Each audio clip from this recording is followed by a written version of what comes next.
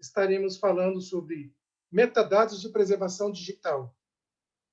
Nessa mesa, terá como moderadora a professora doutora Caterina Marta Groposo Pavão, da Universidade Federal do Rio Grande do Sul. A Caterina, apresentando, é doutora em Ciência da Informação pela Universidade Estadual Júlio de Mesquita Filho, Unesp, possui graduação em Biblioteconomia, mestrado e doutorado em Ciência da Informação também pela Unesp. Gil, eu acho que tu está apresentando errado. Eu sou da Federal do Rio Grande do Sul. Desculpa. Caterina, desculpa, porque acho que eu peguei aqui, acho que está no seu currículo. Então, beleza. Desculpa. Tá. Não, então, não tem problema. Doutora pela Universidade Federal do Rio Grande do Sul. É bibliotecária também pela Universidade Federal do Rio Grande do Sul. Coordenou por muito tempo o repositório Lume, que foi implementado por ela.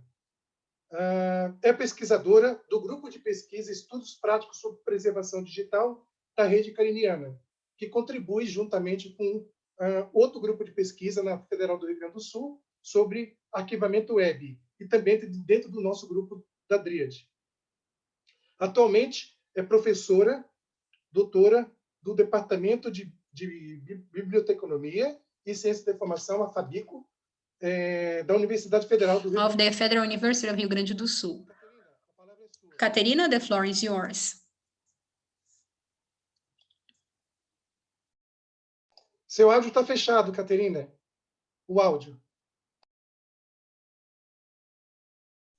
Desculpe, eu tinha fechado, eu estou sempre fechando o áudio para não dar confusão, mas eu primeiro quero, então, dar bom dia a todos e a todas e agradecer a organização, né, do Simpred pelo convite para moderar essa mesa e agradecer também aos palestrantes, né, que vão participar dessa mesa, já de antemão agradecer.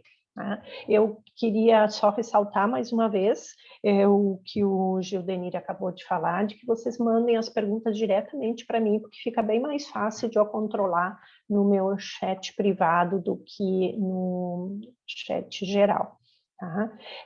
Então, antes de eu apresentar os convidados dessa mesa, e depois de agradecer, né, a oportunidade de participar, eu já participo dos Simpredes desde o primeiro, inclusive eu vou mandar fotos para o Miguel, eu tenho muitas fotos do Simpred, tá? É um evento assim, que sempre foi muito bom, muito enriquecedor, e esse com certeza será também. Já está sendo, né, pelas duas palestras que a gente assistiu agora, que foram muito boas.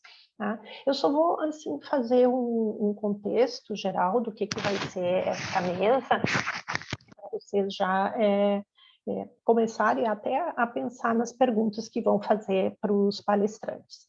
Então, assim, quando a gente pensa em metadados, nós pensamos no desenvolvimento de padrões, políticas, boas práticas para esses metadados. E temos que pensar em duas questões principais, né? Quais são os tipos de conteúdo que esses registros de metadados devem descrever? E quais os elementos de dados que devem ser designados para esse tipo de conteúdo? Então, os metadados usados devem definir as permissões, os direitos de acesso, compartilhamento, reutilização, redistribuição, políticas, também os requisitos técnicos, né, para visualização, acesso, preservação desses objetos digitais, e podem variar amplamente no que diz respeito aos elementos de dados, como estes elementos serão aplicados. Alguns podem seguir uma orientação mais biblioteconômica, outros uma orientação mais arquivística, e em muitos casos as duas orientações, né? Que tudo depende do tipo de objeto e do objetivo que nós temos em mente. E esse profissional de metadados, como está sendo chamado hoje em dia, né, o profissional que se dedica à descrição de metadados, ao estudo de metadados, né, tem que decidir, então, qual a abordagem mais apropriada, se arquivística, biblioteconômica ou híbrida, né? Entender que os elementos podem ter múltiplos significados, o que pode ser o criador num tipo de documento pode não ser o mesmo em outro, né? Pensar na escalabilidade dos recursos limitados quando utilizamos descrições extremamente especializadas ou extremamente detalhadas. Inclusive, existe um estudo da Austrália, um estudo já é um pouco mais antigo, tá? Do projeto Pandora, que diz que a descrição de metadados é a segunda atividade que mais ocupa o tempo do profissional, tá? Então, a questão da escalabilidade é muito importante, porque, como todos sabem, os recursos estão ficando cada vez menores. Inclusive, eu li uma notícia muito triste, né, que a Federal do Rio Grande do Rio de Janeiro fechará suas atividades a partir de junho ou julho por falta de recursos, né? E isso hoje de manhã. Então, as decisões tomadas durante o processamento podem afetar muito quem, o que, onde, quando, como os usuários acessam e compreendem um material digital de uma determinada coleção. Portanto, o processamento das informações, né, é um dos aspectos importantes de qualquer serviço que busque descrever materiais nascidos digitalmente ou não, aqueles que serão digitalizados. E, em particular, o processamento de material digital pode muitas vezes envolver mudanças na natureza dos dados para preservá-los e torná-los acessíveis e disponíveis aos usuários. Então, assim, só para fechar, eu só quis fazer assim, um contexto do que os metadados representam, né, para a descrição dos objetos digitais, principalmente, né? Então, para fechar, eu só queria dizer assim que a completeza, a consistência, a qualidade dos metadados são fatores determinantes para a obtenção de bons resultados na descrição, na melhoria da satisfação do usuário, na qualificação da organização, qualificação da exibição e da descoberta das informações, né? Que é o nosso objetivo principal, né? Além da preservação, claro que esses objetos estejam disponíveis ao longo do tempo. Por isso, hoje teremos, então, duas palestras, né? Do Danilo e do professor Daniel, da UNAM, né, que falarão exatamente sobre esses dois aspectos, né? O aspecto de direitos de autor, consequentemente, direitos de uso, né, de como esses objetos podem ser usados, né, a partir dos direitos, né, dos autores, né, para preservar esses direitos, como esses objetos vão ser citados também, né? O professor Ariel vai falar especificamente de imagens de arte. Aliás, ele tem atrás, né, a imagem da UNAM, que é uma imagem lindíssima, né, da biblioteca, com essas pinturas, né? Eu tive o prazer de conhecer há uns anos atrás. E o Danilo falará mais sobre os metadados de preservação. Né? Então, eu vou passar para a apresentação do professor Ariel e do professor Danilo, né? Para que depois eles façam as suas apresentações.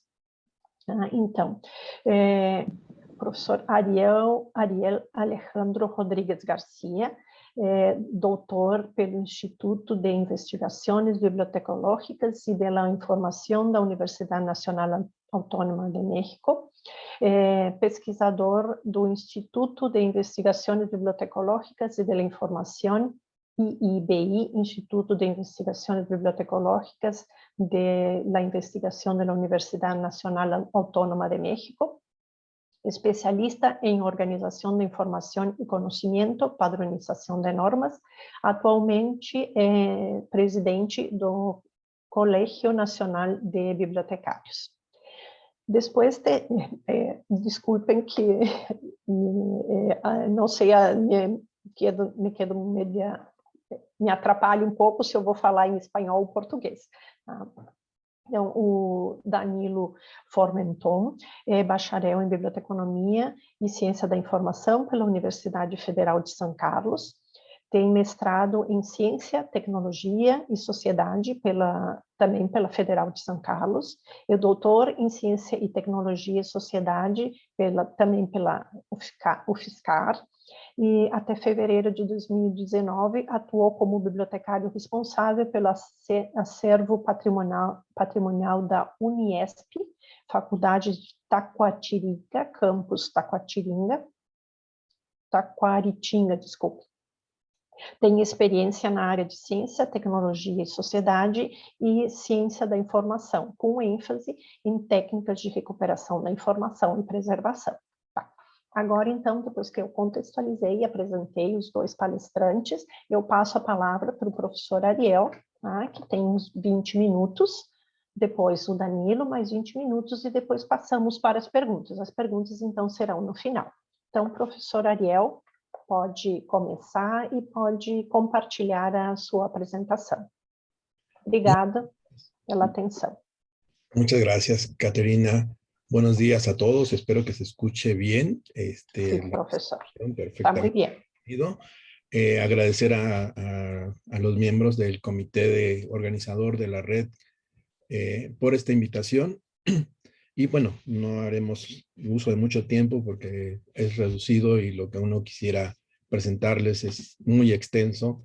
En esta ocasión yo estaré compartiendo con ustedes una experiencia que tuvimos a realizar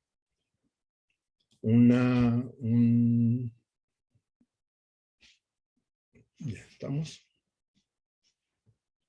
Una experiencia que tuvimos para realizar metadatos de preservación. Los principales de estos metadatos de preservación es que tienen que ver con el derecho, los derechos legales. Se puso aquí algo. Entonces estaremos hablando de esos metadatos legales que tienen que ver con obra de arte, principalmente obra de arte que son museos, murales, la obra de arte en mural. Siempre cuando uno empieza a hacer trabajos de esta naturaleza sobre metadatos, se pregunta cuál es el proyecto más importante, si el de metadatos, el de preservación, si el de digitalización, si el de la creación de repositorio. Luego todos vienen concatenados, todos vienen juntos. Voy a hablar un poco más despacio en el español para que todos me puedan comprender mi exposición. En este caso estamos hablando del proyecto de metadatos de preservación y que lo estaremos situando en varios puntos, ¿no? Trataremos de abordar todos estos 5 puntos. ¿Cuál fue el origen de nuestra investigación? ¿Qué importancia tienen los derechos de autor sobre arte visual en un sistema de información? ¿Qué sistemas de etiquetado fueron los que utilizamos y analizamos para poner los metadatos de preservación y de derechos legales? Estos derechos, en el caso que es UniArte, que es un proyecto que se realizó en la universidad para justamente relacionar lo que tenía que ver con un archivo de imágenes digitales y lo que se quería mostrar ya en un repositorio. Y finalmente, pues unas conclusiones de esta presentación. ¿De dónde partimos nosotros? Partimos justamente de lo que es la revisión de la Ley General de Derechos de Autor mexicana, y justo todo este trabajo que hacemos es en concordancia con los departamentos jurídicos, los departamentos de computación o tecnológicos y los especialistas, en este caso nosotros en bibliotecología y estudios de la información. Cada uno aportábamos nuestra experiencia desde lo que la revisión de la Ley de Derechos de Autor nos permitía hacer en cuanto a cómo tratar derechos patrimoniales que pueden ser de una persona, pueden ser de una institución o pueden estar ligados a grupos externos, grupos corporativos que vamos a ver en este caso. No puedo mostrar, explico esto, no puedo mostrar las imágenes justamente por esta cuestión de derechos de autor. O sea, los casos que nosotros revisamos como tienen protección de derechos de autor de distintas entidades, no se nos permite mostrar las imágenes. No vamos a usar otros ejemplos para poderlo ver. Y principalmente, dentro de estos propósitos, lo que nosotros queríamos ver es el uso de las imágenes en clases de historia del arte y el uso de imágenes para usuarios de los archivos fotográficos de donde se resguardan todas estas imágenes. Uno de nuestros supuestos era de un profesor de historia del arte que en su clase, en una sesión de 1 hora, presentaba aproximadamente 100 fotografías o 100 imágenes sobre lo que estaba hablando del arte, en este caso de los murales mexicanos. De ahí viene todo lo que nosotros estamos viendo, en dónde estaban resguardados, cuáles eran esas imágenes, qué era lo que contenían, y nosotros en la parte que nos corresponde, nos sistematizamos en crear los metadatos de protección de derechos para cada uno de los momentos en que se fuera usando esa imagen. Y después justo vamos a ver la propuesta que aparece de esta experiencia. Entonces, hay derechos de autor en distintas naturalezas. Todos estos nos van a remitir a saber en qué momento nosotros queremos un metadato de reproducción, un metadato de distribución, uno de creación, o esa transferencia que hay de los formatos análogos a los digitales, que justamente son fotografías que teníamos en esa naturaleza, que ¿a quién se le daba la representatividad? ¿Al que creaba la fotografía análoga o al que creaba la fotografía digital? ¿Cómo deben de manejarse en cada uno de estos sistemas y en cada uno de estos archivos los datos de derecho para la fotografía, principalmente la fotografía digital, que es lo que nosotros mostramos a través de nuestros repositorios? Y bueno, todo esto también nos hace ver la documentación que tiene que hacerse a través de lo que ya estaba producido y que son inventarios o son catálogos de los archivos de donde vienen las indicaciones o las referencias históricas que hicieron los fotógrafos conocidos en esa época y que daban un relato de lo que era nuestro mural. Nosotros tuvimos que analizar entre muchos sistemas, aquí se concreta solamente esto, partir desde lo que es los metadatos de almacenamiento, como es el de Dublin Core, el BRA o el CDWA, que son metadatos de preservación, de metadatos en general, y cómo estos metadatos los cruzamos nosotros con normativas y metadatos de descripción, que es son las reglas de catalogación de objetos culturales, los lineamientos también de descripción y acceso a recursos, como lo que se está manejando ahorita en bibliotecas, que son los RDA, y otras iniciativas que había de cómo funcionaba. Todo esto se tuvo que hacer. Es un trabajo que se hizo aproximadamente en 2 años. No fue tan fácil el poder consolidar un ejemplo como el que tenemos nosotros. Lo que nosotros teníamos también como planteamiento de nuestro problema: la imagen digital de un mural es captada por una fotografía, y esa fotografía nos muestra 3 obras o 3 tipos de registros que nosotros tenemos que considerar.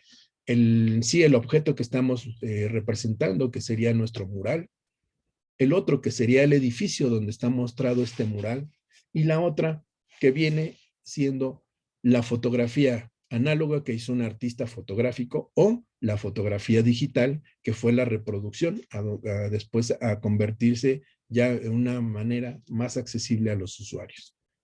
Nosotros aquí vemos en este ejemplo,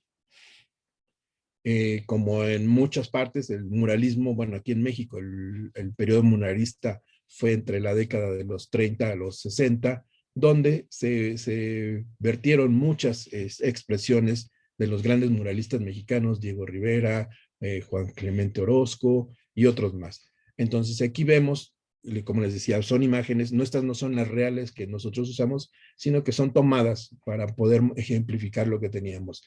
Teníamos entonces la fotografía del mural que estamos viendo, el edificio, que en este caso es el edificio del Palacio Nacional en la Ciudad de México, y el fotógrafo, que es el que hizo tal vez la toma, que pudo haber sido alguno de estos fotógrafos famosos en México, Tina Modotti, Manuel Álvarez Bravo, Víctor Casasola, Pedro Meyer, entre otros más, y quien hizo la conversión, en este caso no aparece quién hace la conversión a formato digital. Esto es lo que nosotros teníamos como escenario, como planteamiento de problema. Partimos también de esta idea, o sea, lo que tenemos en los metadatos es que son etiquetas repetibles y que pueden ser n veces repetibles esas etiquetas, pero cada una de esas repeticiones nos tendrá que dar un resultado propio para lo que nosotros queremos representar en cuanto a la preservación de los derechos legales, que puede ser el copyright, la autenticidad, la administración de la propiedad intelectual y el depósito legal de la imagen. Aquí tenemos cuatro escenarios en donde el metadato legal toma importancia y donde entra en juego toda la participación tanto de los departamentos jurídicos como de los departamentos tecnológicos, y en el caso de los especialistas en metadatos, cómo es que se iba a situar este caso. Como les decía, analizamos distintas versiones, distintos metadatos de almacenamiento, y en este caso se eligió el CDWA, que es el metadato para obras de arte. Y aquí tenemos, como todo buena práctica que se da en esto de la conservación de derechos, es el elemento que es el derecho de una obra y su etiquetado, su forma en cómo se va documentando este ejercicio. Podemos ver aquí, pues, el metadato de copyright y el metadato de posesión, en donde se encuentra esa obra, que son el uso que podemos dar a este metadato. Tenemos también el ejemplo, aquí tenemos la muestra de lo que es el metadato del BRA, que es sobre recursos visuales y cómo también se combina con distintos metadatos y nos da toda esta estructura en XML para identificar nuestros metadatos.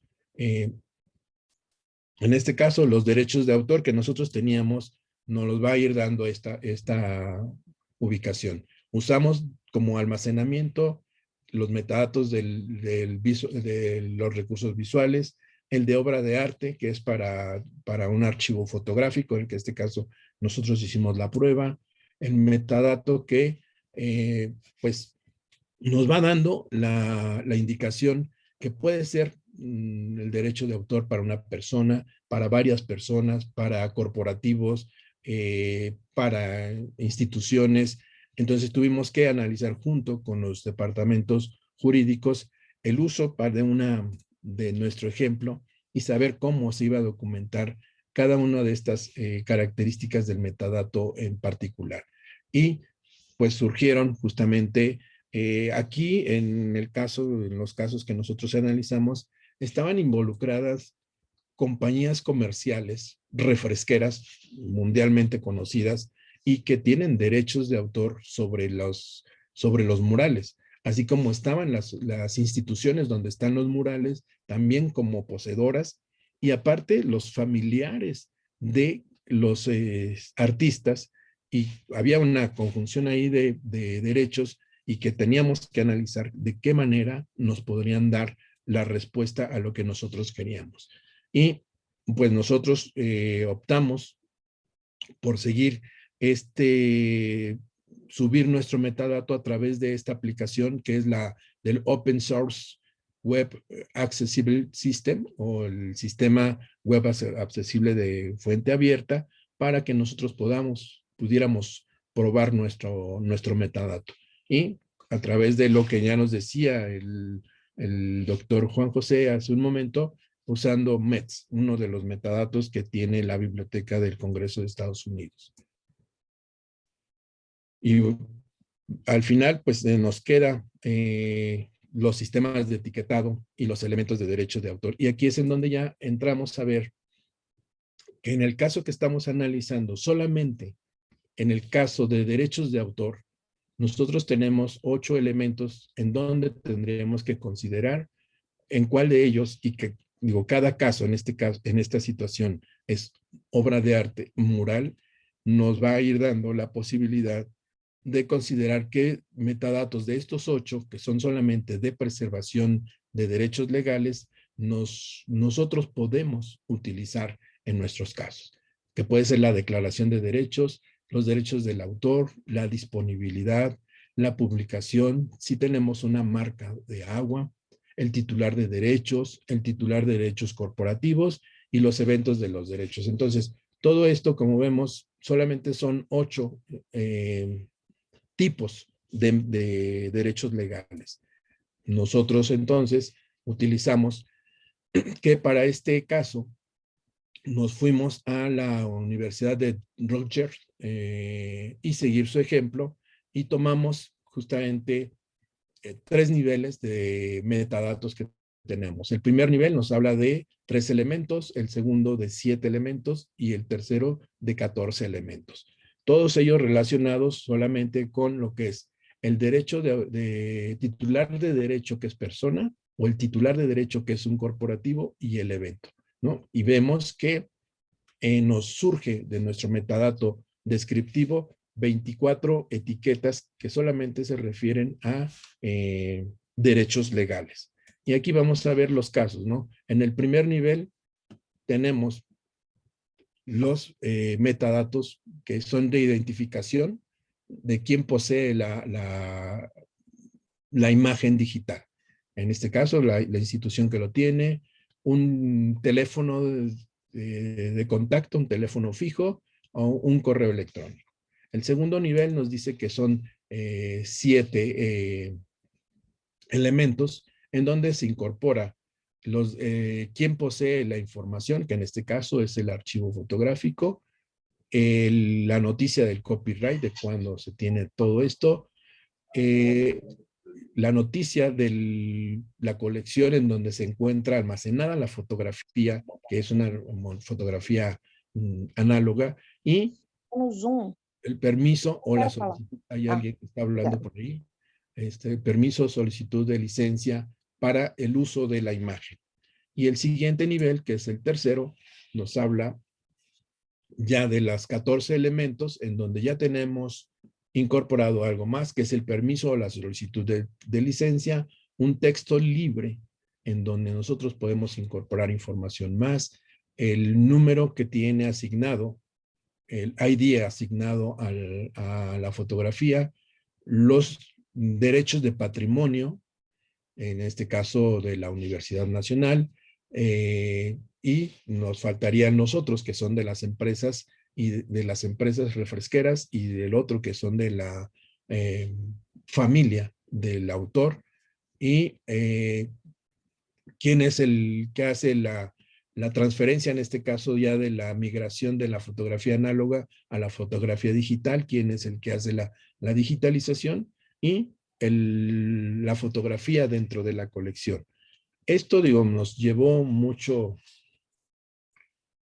pues sinteticé en estos cuantos minutos todo un trabajo de más de 2 años de trabajos colectivos y multidisciplinarios entre consultores legales, entre representantes institucionales, entre especialistas de metadatos. Y bueno, llegamos a estas conclusiones, ¿sí? Delimitar al propietario de la obra, todo esto tenemos que ver, delimitar al propietario de la obra, establecer los permisos de usos para las diferentes categorías, que eso es importante. El usuario que vea y que visualice los casos en donde está permitido usar o no las imágenes, porque justamente este caso era para obra, para explicarse en clases de historia del arte. Aunque nada más era interno el uso, de todas maneras se tendría que hacer todo este registro de derechos de autor.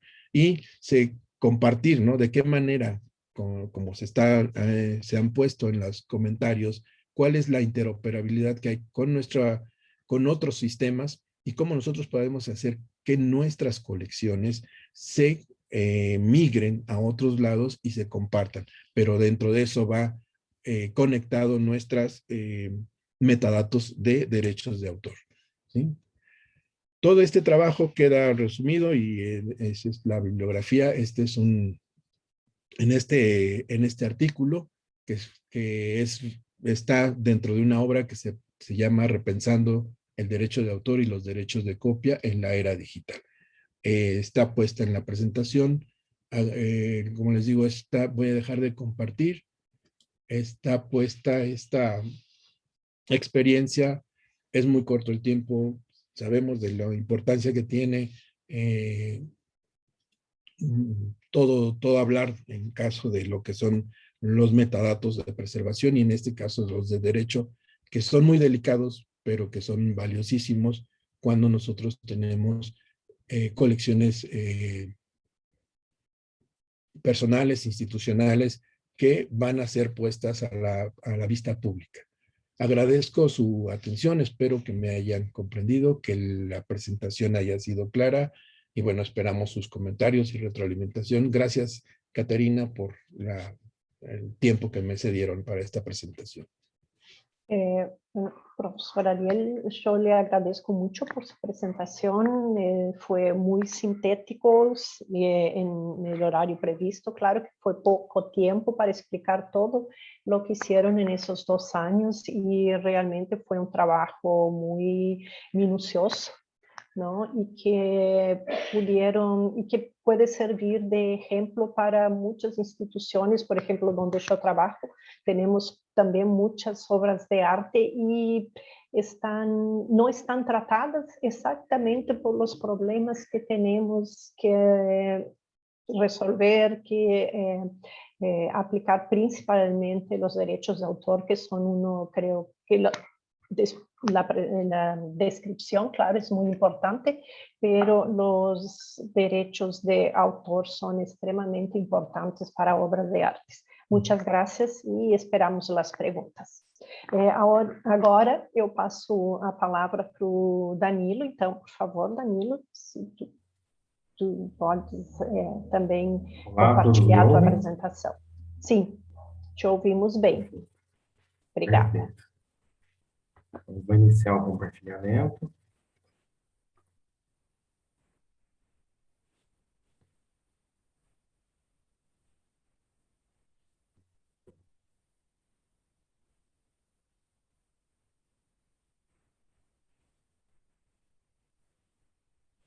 Todos estão visualizando? Sim. Sim. Bom dia a todos. Né? Estou muito feliz pelo convite, né, por estar entre pesquisadores, né, colegas pesquisadores que amam tanto a preservação digital. Né? Desde já, eu agradeço a participação de todos que estão nos ouvindo, né, virtualmente. Também agradeço à comissão organizadora pelo convite. Também agradeço ao IDICT, ao Unicamp e à própria Rede Cariniana, tá? E às outras instituições envolvidas na organização do evento. Durante o evento, serão debatidos alguns aspectos de preservação digital que vêm exatamente de encontro com a minha discussão aqui na apresentação. Eu não trago respostas exatas, precisas, permanentes, mas eu trago basicamente respostas que são fruto dos resultados provindos da minha dissertação de mestrado, tá? Pelo programa de pós-graduação em Ciência, Tecnologia e Sociedade pela UFSCar, também dos estudos que realizo pelo grupo de pesquisa Pragma, e algumas aulas, palestras ofertadas ao curso de Biblioteconomia da UFSCar, e algumas outras pesquisas recentes que eu publiquei recentemente, nos últimos anos. Basicamente, vai refletir o que se tem discutido na literatura internacional e nacional acerca do tema. Vai ser uma abordagem um pouco mais teórica, tá bom? Primeiramente, eu preciso fazer um recorte do tema, tá? Dentro da temática de metadados de preservação digital, eu vou falar alguns aspectos envolvidos a respeito do mapeamento, né, essa identificação de quais padrões de metadados seriam aplicáveis para a preservação digital. Okay?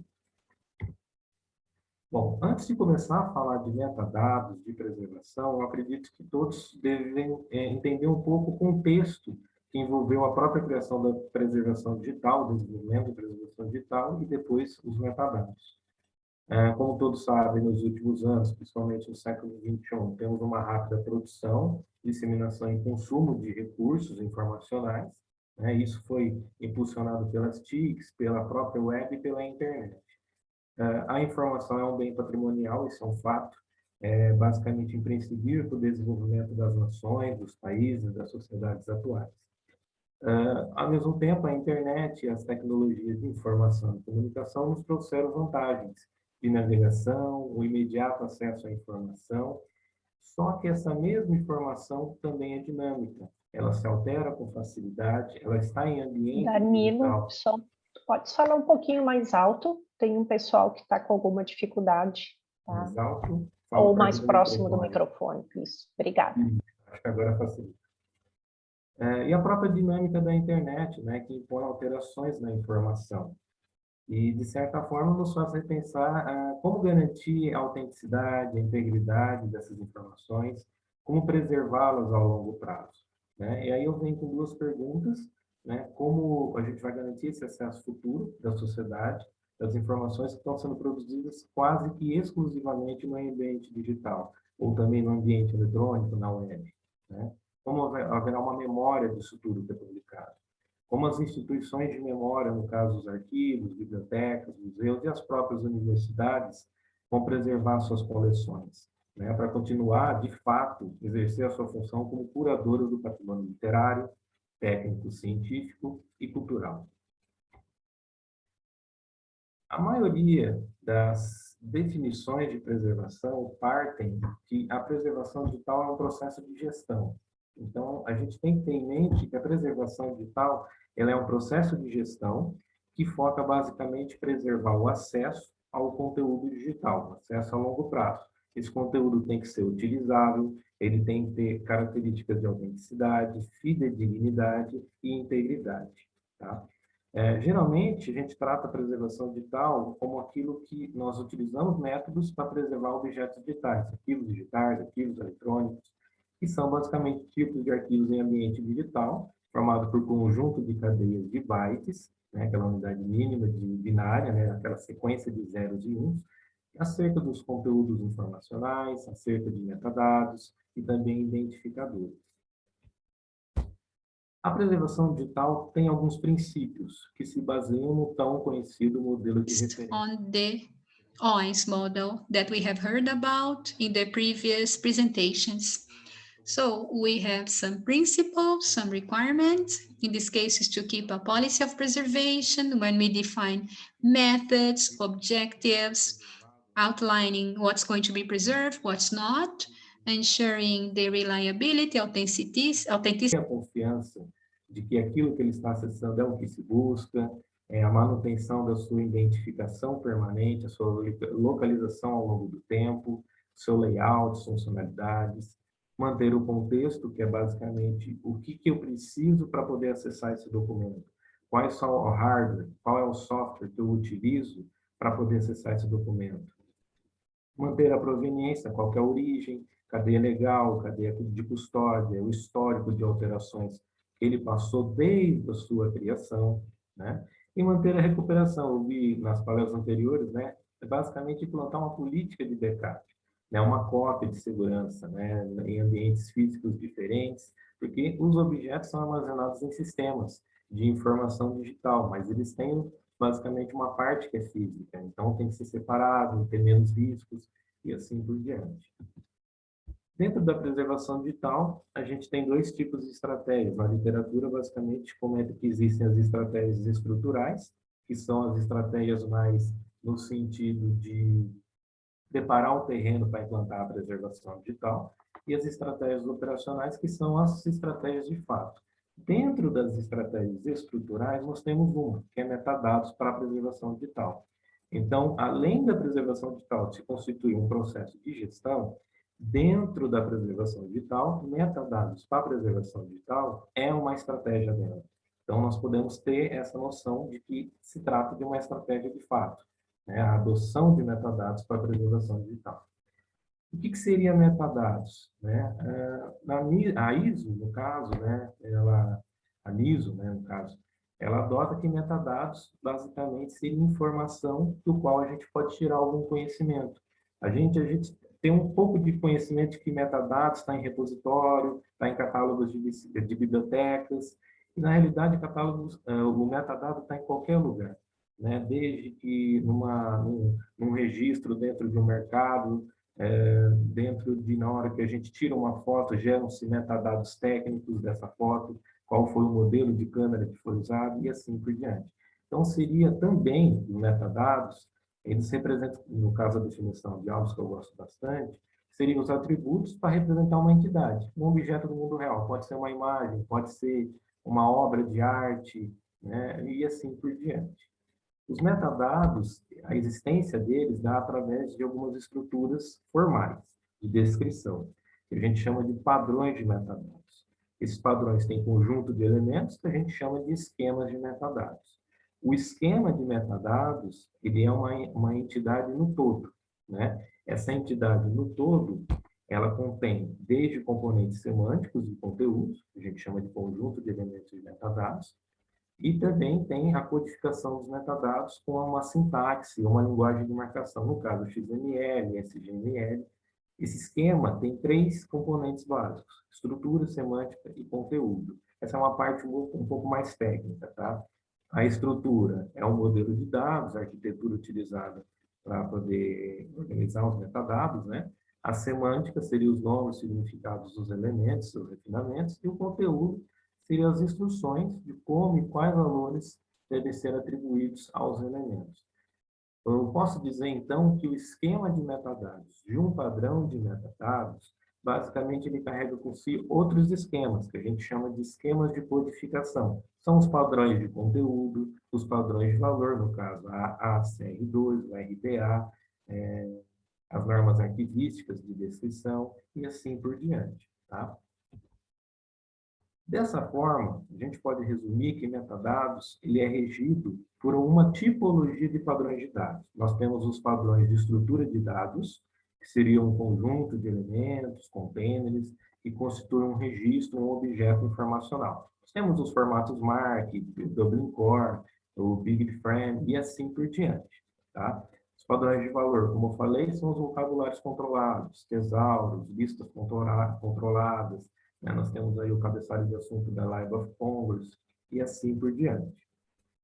Temos os padrões de conteúdo, né? As regras e códigos de catalogação, no caso aí eu dou o exemplo da norma arquivística, e os padrões de intercâmbio técnico ou formato de dados, que nada mais é que os padrões de estrutura de dados no formato XML, numa linguagem de marcação, uma linguagem elegível por máquina, né? E é esse o ponto que eu vou apresentar aqui, são os padrões de intercâmbio técnico ou formato de dados.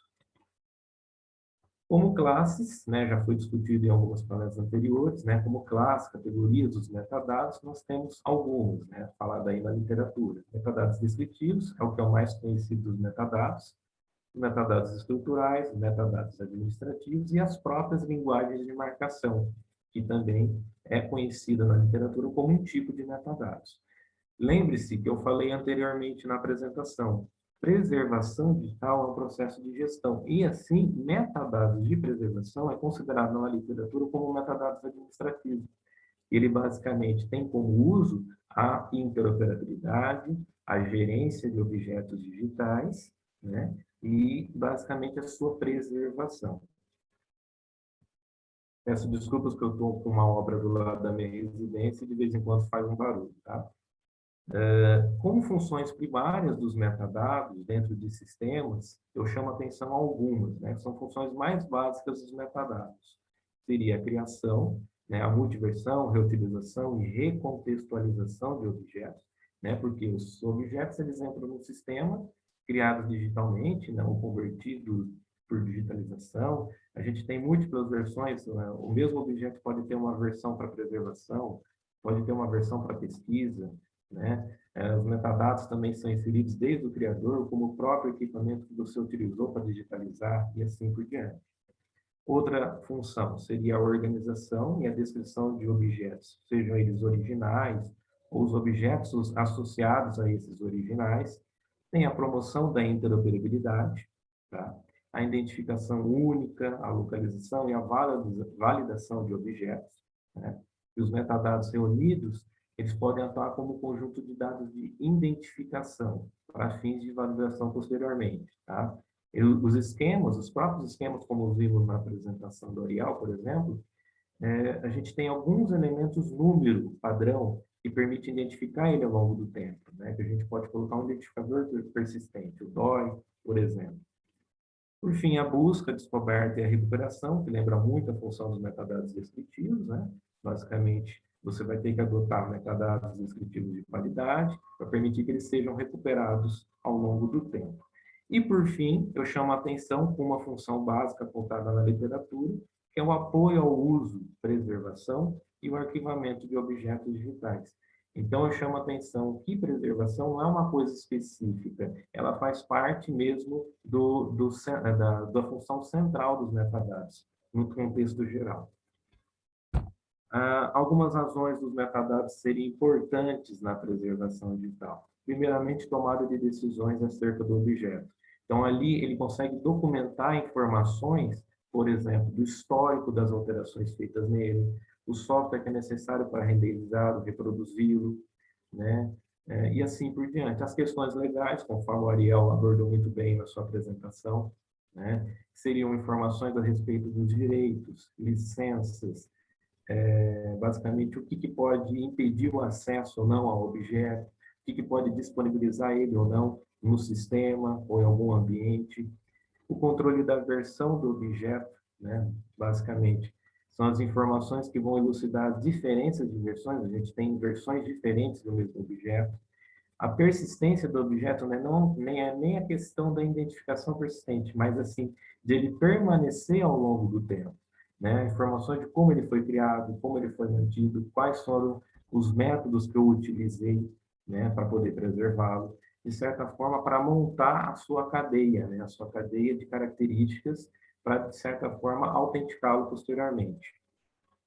O contexto para significado, né, que é basicamente informações de como ele foi criado, quem foi que ele criou, por que ele foi criado e assim por diante.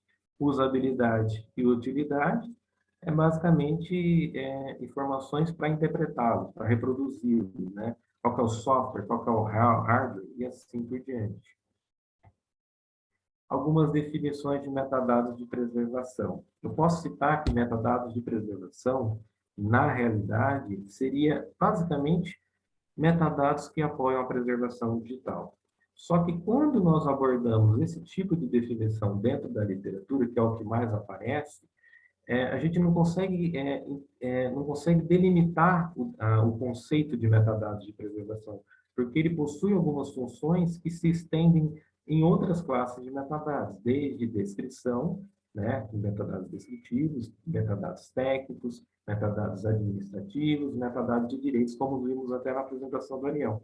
Então, na literatura ainda é um pouco obscuro quais são os limites dos metadados de preservação e, inclusive, quais são as informações, né, que eles carregam em si. Como requisitos, né, que da preservação que são suportados pelos metadados de preservação, eu basicamente cito a disponibilidade contínua do objeto, informações que garantem isso, né, a renderização do objeto, como vimos, a compreensão do objeto, seja por máquina, seja também por aplicações de software, ou também até por humanos, né, a compreensão por humanos, a identidade única e persistente, a autenticidade e a viabilidade do objeto, né, se ele é elegível por uma mídia de armazenamento ou qualquer outra ferramenta tecnológica de armazenamento. Outros exemplos de informações que são documentadas por metadados, aqui eu trago só algumas, porque existem várias, tá?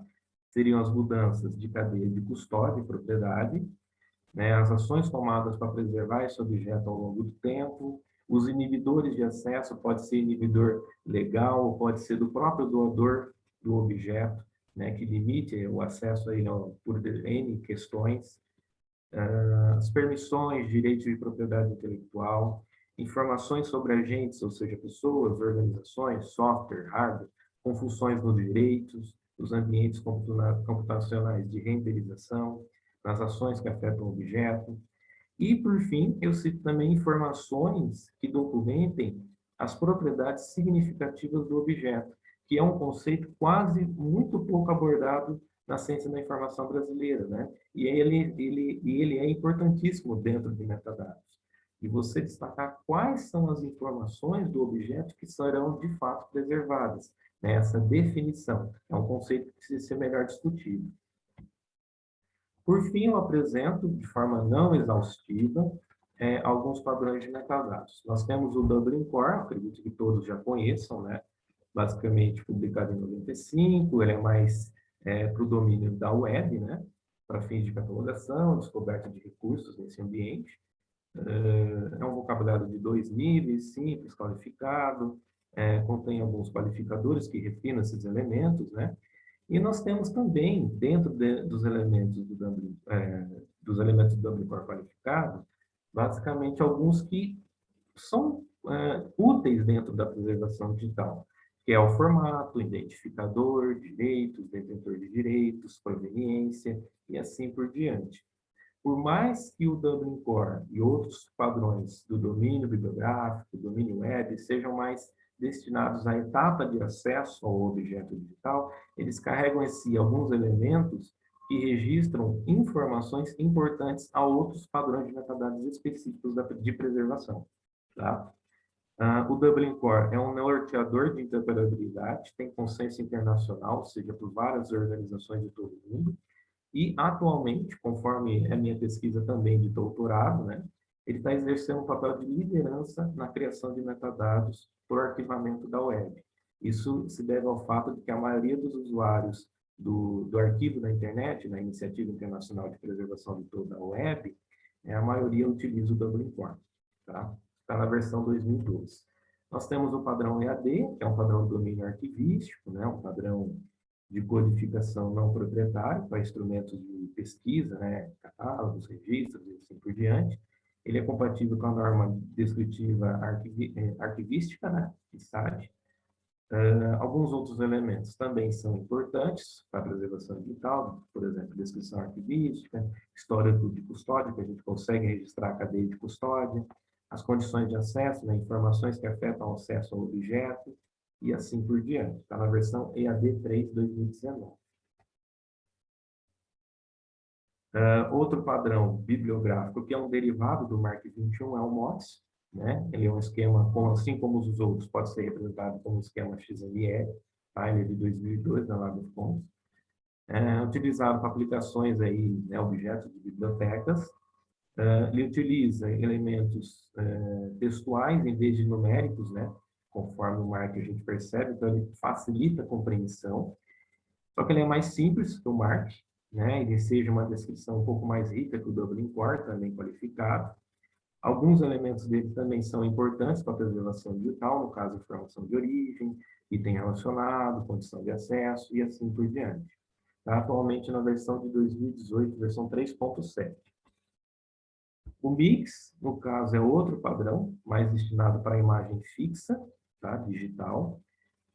Ele é também da Live of Commons, foi publicado em 2007. Também está normalizado aí na norma ISO R 2017.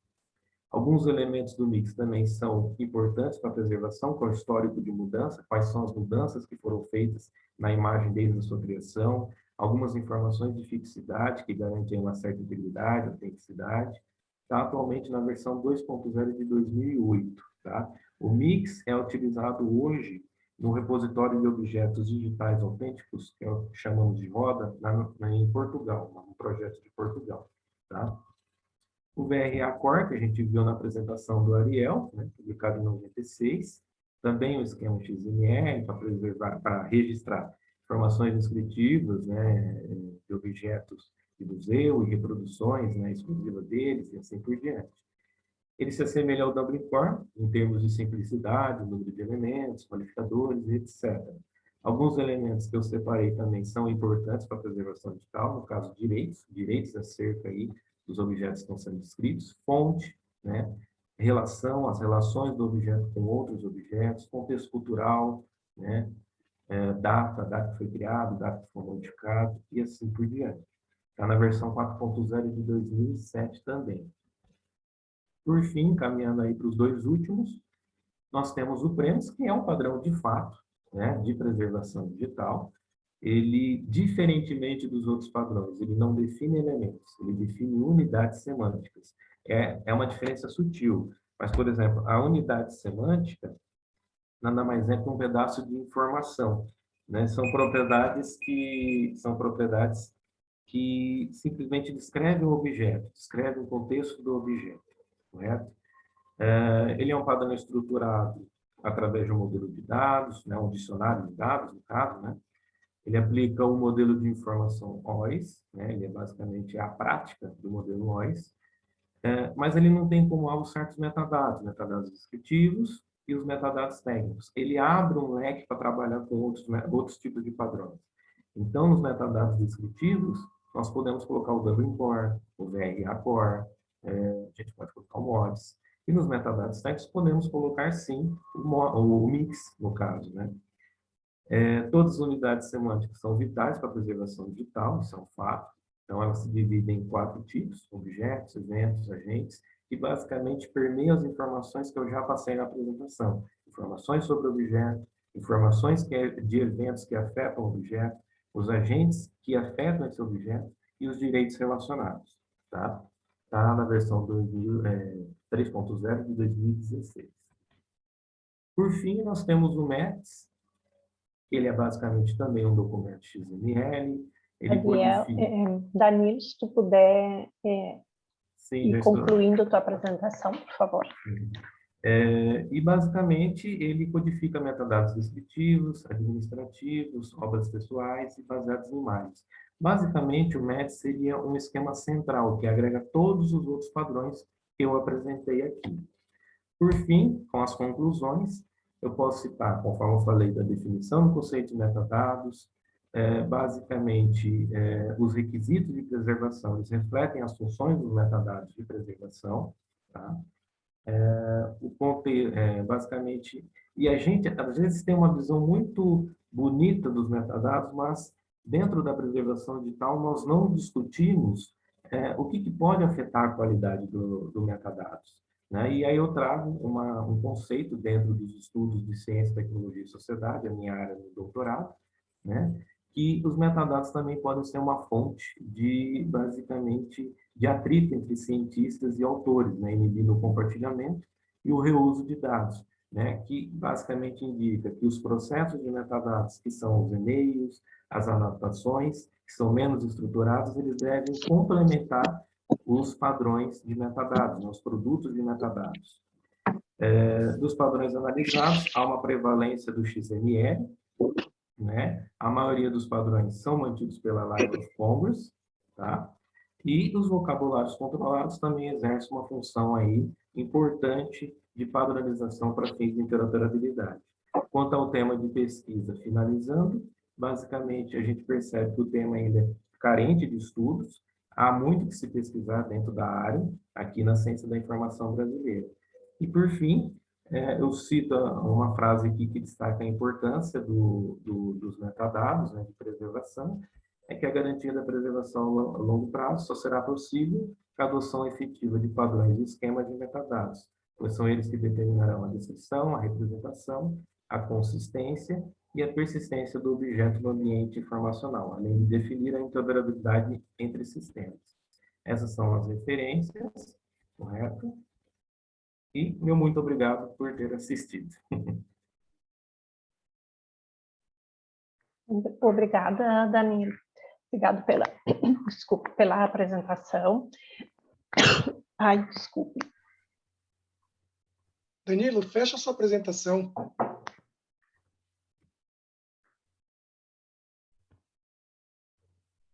Bem, Obrigado, então, para o Danilo e o professor Ariel. Agora eu vou começar com as perguntas, tá? Para não... deixa eu parar aqui meu cronômetro e começar de novo, para controlar o tempo que a gente tem, né? E depois dar um tempinho para os dois se manifestarem. Então, eu vou começar aqui com uma pergunta para o professor Ariel. Eu vou falar em português porque é mais fácil para eu ler aqui, tá? Mas se não entender, eu posso fazer uma tradução. No Brasil, algumas vezes, os profissionais da informação podem se deparar com fotografias sem o nome do autor e sem indicação de origem. Como se resolve esse problema no México? Não disponibilizam a fotografia ou é disponibilizada com um aviso de limitação de reprodução? Bueno, cuando es que son, digamos, son casos, todos son casos distintos, todos son experiencias diferentes. Voy a platicar de otro caso que tuve que tenía que ver con un médico, o sea, fotografía médica, y que él estaba tratando hongos en los dedos, pero sus fotografías eran de su teléfono móvil. Y él quería mostrarlas como casos en sus clases para sus estudiantes. Lo que tuvimos que platicar con él, y aunque era solamente la uña del dedo, o sea, parte del dedo o de la mano o del pie, nosotros le comentamos al médico que tenía que pedir permiso a los pacientes para mostrar, aunque no se viera su cara, su cuerpo, y fuera solamente su dedo, es necesario pedir la cesión de derechos para mostrar el caso. ¿No? Es una cuestión médica. En lo que nosotros vimos que son murales, que es algo que es de dominio público, que es patrimonio cultural nacional y patrimonio cultural universal. Todos los murales que produjeron José Clemente Orozco, Diego Rivera, o los muralistas mexicanos, es cuidar mucho el detalle, porque nosotros pudimos haber tomado una imagen que esté presente en Google o que esté presente en un buscador y colocarla, pero ahora vemos que en estos buscadores se dice, están reservados los derechos. Entonces, cuando nosotros vimos esas opciones, no solamente es el derecho de quien tenía la imagen en el catálogo que nosotros, porque estábamos tomando la imagen de un catálogo impreso, y luego fuimos directamente a la fotografía que estaba en un archivo fotográfico. Posteriormente, la fotografía que fue digitalizada. Entonces teníamos 3 reproducciones derivadas del mural. Entonces, por eso es el detalle, o sea, entrar con la parte jurídica para entender qué elementos se deben considerar para que la imagen que nosotros queremos mostrar no nos produzca un conflicto de intereses o un conflicto legal por su transmisión, aunque fuera para uso de educativo. Entonces, lo importante de estos metadatos de preservación y de derechos es considerar todos los extremos que hay, porque también un metadato que creo que ahorita Danilo no mostró, pero también es importante, es el de el que tiene el FBI o todo lo que tiene la Interpol, que es un metadato legal internacional, porque justamente para cuidar el tráfico de obra de arte, también se investigó ese metadato, ¿no? Que es el OpenID, que es el metadato de la Interpol, y que trae también metadatos muy específicos de derechos de autor, justamente cuidando el patrimonio cultural. Sí es valiosísimo, aunque sea lo más insignificante que queramos mostrar en nuestras bases de datos, es valiosísimo saber que tenemos que protegernos nosotros como institución, protegernos como profesionales, porque estamos poniendo imágenes valiosas y proteger nuestros patrimonios culturales, nuestros patrimonios científicos, ¿no? Gracias, profesora Ariel. Creo que quedó bien entendido como esos cuidados que tenemos que tener cuando divulgamos una imagen, por más que no muestre a la persona, pero como esse caso das imagens médicas. Bem, vou fazer uma pergunta do João Guilherme para o Danilo. Levando em consideração o exposto pela sua apresentação, existe alguma linha da literatura que enxerga os metadados de preservação quanto uma categoria, a parte da categoria de metadados administrativos, ou seja, já que os metadados de preservação abarcam outros tipos de metadados, descritivos, técnicos de direito, eles não deveriam ser uma categoria à parte? A grande maioria da literatura coloca ele junto com metadados administrativos, como se fosse um tipo, né? Eu, pelo menos nos meus estudos, eu não encontrei algo diferente dessa questão, né? Eu até acho que faz um pouco de sentido, conforme eu falei, que como a preservação digital é um processo de gestão, então, para mim, fez um pouco mais de sentido. Seria, sim, uma categoria separada para ganhar um pouco mais de destaque da sua importância. Mas a própria definição de metadados, eu acredito que precisa ser um pouco mais lida. Por exemplo, o autor internacional Lavoie, ele mesmo fala que a definição de metadados, ela hoje, né, de apoiar a preservação digital, não deixa claro as funções dele. Fica uma função que se estende a metadados descritivos, metadados administrativos, técnicos. Tanto é que hoje eu investigo metadados para arquivamento da web, e hoje se discute muito metadados descritivos para arquivamento web, né? Se discute muito a importância dessa face mais conhecida dos metadados para a preservação de websites arquivados, né? Então, você percebe que as delimitações do própria definição ainda não está muito claro, né? Então, para a gente poder categorizar eles como uma classe importante, separada de administrativa, acho que a gente deveria definir um pouco melhor o que é metadados de preservação, né? Muito obrigada, eu acho que é bem isso mesmo ainda, apesar de ter todos esses padrões, acho que as pessoas ainda estão bem confusas do onde colocar esses metadados e principalmente o que registrar em cada um desses metadados, né? Bem, agora pode falar. Se quiser complementar, eu complemento. Nos meus estudos, fica muito claro que não existe, por enquanto, né, hoje ainda, por enquanto, não existe um padrão que basicamente lide com a preservação digital de uma forma geral, né? Nós temos o premise, lógico, mas o mesmo premise, na própria página inicial dele, nas recomendações dele, ele tem as limitações de metadados, né? Ele não lida com metadados descritivos, ele deixa muito clara a importância dos outros metadados. Os metadados de preservação, eles são uma classe importante, mas existem os outros tipos de metadados. Então, os metadados, eu acredito, os padrões, eles devem trabalhar juntos para poder conseguir preservar o objeto, né? Mas aí a gente leva em consideração que podem haver, sim, problemas de interoperabilidade, problemas de conexão um com o outro, que é o grande desafio, né? Isso mesmo. Pode falar, professor.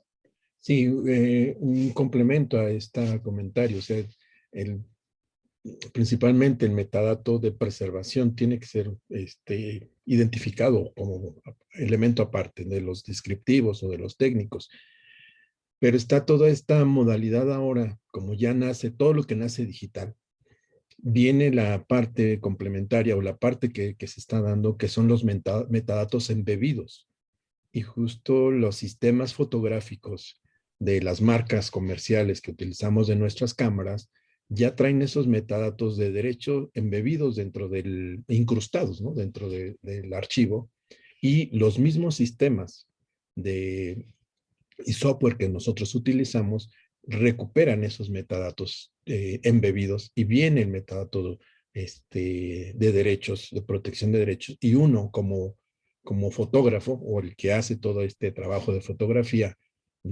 tiene que anotar en la parte en las cámaras lo traen, los dispositivos lo traen ahí, su nombre o su correo electrónico o algún dato que es correspondiente al metadato de preservación y de derechos, porque justamente ahí va a quedar el derecho de quién es el que toma la fotografía y cómo se puede recuperar algún dato o a contactarlo, ¿no? Como dato adicional. Y ya no es de que se tiene que capturar directamente, sino que la misma archivo se recupera, se jala esa información, ¿no? Solamente como complemento.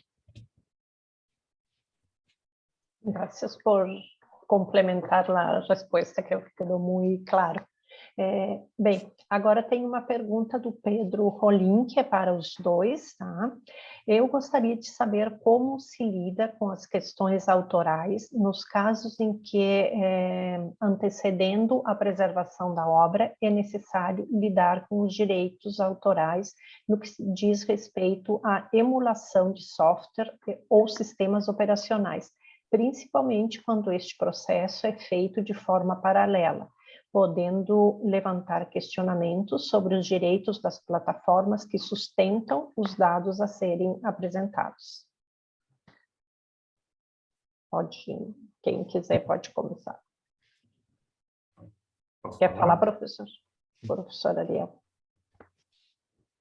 Bueno, es que entramos a otra parte, ¿no? Que es la de los metadatos de creador o de contribuidor, que son distintos a esta parte, como esta que yo estoy manejando, que son los de derechos, ¿no? Aquí justamente, en el caso que yo muestro, que digo, se da la representatividad o la autoría al mural, a la fotografía o a la fotografía digital. Digo, ¿quién es el autor? Digo, porque aquí hay distintos representatividades de autoridad. Y justo, Dios, el creador del mural, como el que yo tengo en la parte de atrás, que es un mural muy representativo de la UNAM, y esta fotografía de quien la tomó, pues también tiene su mención de autoría. Digo, es un análisis que hay que hacer, ¿no? O sea, si lo que estamos nosotros representando es el mural, entonces sería al muralista. Si es hacia quien toma la fotografía digital, es hacia el fotógrafo.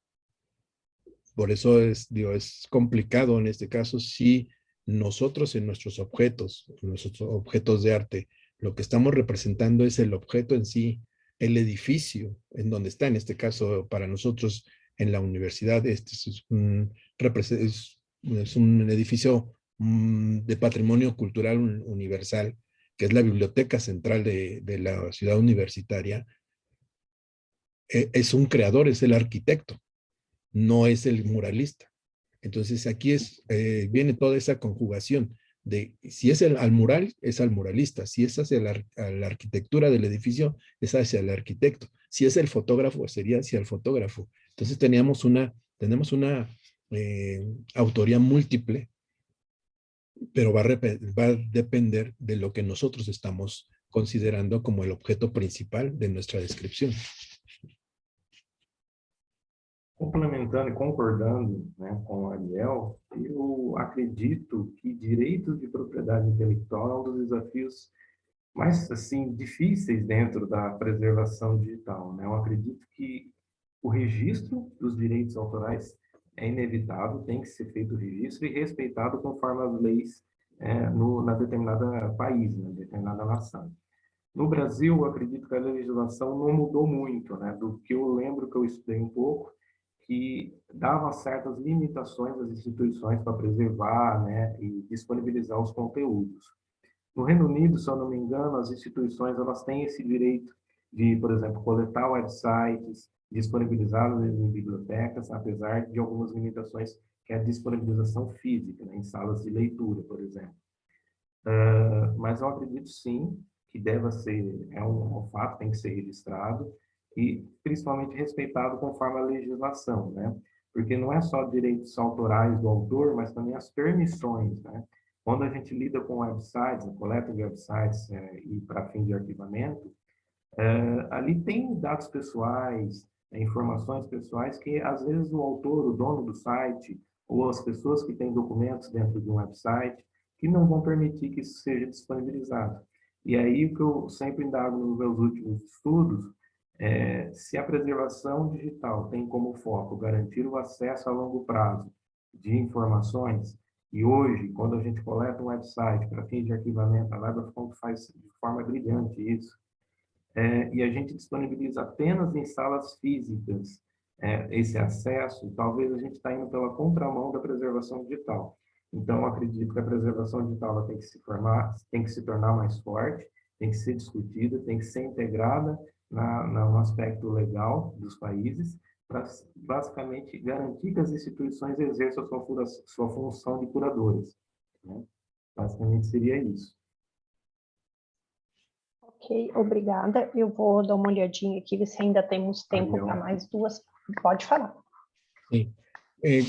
Complementando lo de Danilo y un poco lo que expresaba hace un momento, aquí hay la conjugación de dos metadatos, ¿no? Yo he hablado de esto, la parte del metadato de almacenamiento, que puede ser el BARA, CDWA, EADs, dependiendo, ¿no? Que lo queremos hacer desde un archivo visual, desde la parte bibliotecológica. Pero están los otros que son los de metadatos descriptivos, que si utilizamos nosotros, en el caso que de esta pregunta que hicieron hace un momento, nosotros si utilizamos las reglas de catalogación de objetos culturales, justo nos establece ahí una disyuntiva y nos cuestiona, ¿qué estás catalogando? ¿El objeto o la imagen? Entonces, esa pregunta es para todos, ¿no? Cuando yo voy a iniciar en un trabajo de esta naturaleza digital, ¿qué es lo que estoy catalogando? ¿El objeto en sí que está representado o la imagen? Y de ahí viene toda esa aplicación de estas reglas para entender que si yo voy a hacer la catalogación o la descripción del objeto, tendré que seguir ciertos patrones, ciertas normas para que me dé la descripción en el caso de lo que yo estoy hablando del mural. Y si yo voy a describir la imagen, me dará todo el patrón para describir las imágenes y las características técnicas y de creación de esa imagen, ¿no? Entonces solamente quería comentar y complementar mi respuesta, ¿no? Sí, gracias, porque havia outras perguntas exatamente que vocês acabaram respondendo no meio dessas intervenções. Né? Tem muitas perguntas para os dois, mas eu não vou conseguir mais fazer nenhuma, porque a gente já está no tempo, estamos no limite do tempo, é uma pena, porque tem várias perguntas interessantes, mas eu acredito que as pessoas poderão entrar em contato com vocês, caso queiram, né, mais informações, tem algumas bem específicas para o Danilo, outras do pessoal muito interessado em como registrar, inclusive agora as obras de autores contemporâneos, como uma coisa é registrar o que já aconteceu, outra coisa é o que vem acontecendo, como registrar exatamente essa questão onde, por exemplo, o mural está localizado, agora ali, por exemplo, no edifício, né, e como fazer essas caracterizações.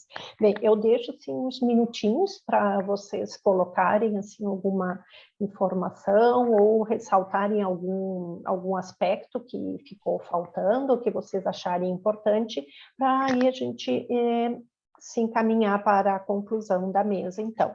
Tá? Então, vocês têm uns 2, 3 minutinhos para colocar alguma coisa, por favor. Professor Ariel, pode começar? Sí, muchas gracias. Primeramente, agradecer a los organizadores del evento su invitación para estar compartiendo experiencias con ustedes. Comentarles que yo aquí en la Ciudad de México y en mi instituto coordino el seminario sobre metadatos. Y este seminario de metadatos ya tiene 3 versiones de un evento internacional que se llama el Congreso Internacional de Metadatos, al cual les hago extensiva la invitación, que sería para mayo del próximo año, mayo de 2022, que nos acompañen o igual participen, y también abierta toda la invitación para los profesores o investigadores allá en Brasil que quieran unirse a este seminario en la discusión sobre metadatos. Tenemos participantes de allá de Brasil, el doctor Marco Brandão, el doctor Fabiano de Castro, que es de la Universidad de San Carlos, están participando con nosotros en el seminario. agradecerles y bueno, es un tema que a quienes nos gusta, nos interesa, podemos tardarnos horas, días en la discusión porque se genera mucha información nueva. Y bueno, que nos sigan en los canales que tenemos en el instituto a través de los eventos que realizamos por la Universidad Nacional. Nuevamente, muchas gracias. Buenas tardes allá en Brasil, buenos días todavía aquí en la Ciudad de México. Y pues esto nos está uniendo a nivel latinoamericano para hacer un trabajo importante, conjunto y valioso, ¿no? Porque tenemos, como lo decía el doctor Juan José hace un momento, tenemos herencias culturales y herencias científicas casi comunes y que nosotros tenemos que irlas trabajando para mostrar hacia las demás comunidades. Muchas gracias. Danilo, pode. Bom, eu agradeço a Catarina, agradeço a Ariel pela conversa empolgante que a gente teve hoje. Basicamente, a gente tem que colocar na cabeça que metadados dentro da preservação digital é um dos aspectos importantes para a preservação digital. E, de fato, é um assunto pouco estudado ainda no Brasil, que precisa ser mais estudado. Tá? Eu também estou estudando bastante a respeito do assunto, voltei a estudar o assunto, né? Logo, logo vai ser publicado um artigo para metadados para o arquivamento da web, tá? Eu agradeço imensamente a todos pela presença, né? Basicamente, eu destaquei que não se tem uma fórmula mágica, a gente tem que utilizar os padrões que estão aí, né, à nossa disposição, aprender com as experiências que nós temos aí, já temos mais de 3 décadas de experiências de preservação digital, então temos instituições aí renomadas que já estão trabalhando com os padrões, aprender com elas, né? Nada, não é inventar a roda, né? A questão de utilizar mesmo das redes colaborativas, de se utilizar de consórcios, de se utilizar da cooperação dentro da preservação digital. Basicamente, não é se fazer sozinho, ninguém está sozinho. É todo mundo se autoajudar, né? Vamos dizer assim. E, basicamente, a preservação é isso. A preservação digital, ela se estende a todos, né? Todos estão envolvidos, todos estão no mesmo barco. Mais ou menos isso. Obrigado a todos e agradeço de coração a todo mundo. Então, muito obrigada ao professor Ariel, ao Danilo também. Eu quero esclarecer que as perguntas todas que foram feitas, que são muito relevantes e muito importantes, serão todas respondidas e postadas no site do evento, tá? Então, fiquem tranquilos que vão ser respondidas. Então, eu quero finalizar agradecendo novamente aos 2 palestrantes, foram ótimas palestras, muito esclarecedoras, muito instigantes, e então eu agradeço também pelo convite de mediar essa mesa, foi um prazer, e agora então eu passo a palavra para o Gildenir, né, que vai fechar então esta manhã do Simpred. Obrigado a todos mais uma vez, e boa tarde. Primeiramente, agradecemos a Catarina pela condução da mesa, agradeço o professor Danilo e o professor Ariel também por essa apresentação, e gostaríamos de informar para vocês que o link da sessão da tarde, né, praticamente como se fosse a Globo, é o mesmo ingresso, vocês vão entrar com esse mesmo ingresso, só que vai ter um outro link de acesso, tá? A sala vai estar disponível às 14 horas, e aí vocês entram a partir de umas 15, 10 para as 2, está entrando. Reforçando, a cada sessão de palestra, que são 2, estaremos disponibilizando no final a lista de presença. Aquela palestra terminou, fechamos a lista. Abrimos na nova palestra, quando ela terminar, abrimos novamente. A gente viu casos aqui das pessoas não perguntando se tinha que ficar vendo toda hora o chat. Não tem que ver. É no final de cada lista, de cada apresentação, vamos disponibilizar a lista, tá? Quem tiver algum problema, depois, particularmente, nos envia um e-mail que a gente verifica isso. Porque agora, como é muito corrido, não tem como a gente verificar e abrir lista, fechar lista, certo? Essa é a organização do evento. Então, agradeço a todos agora na parte da manhã e continuaremos a sessão na parte às 14 horas. Muito obrigado.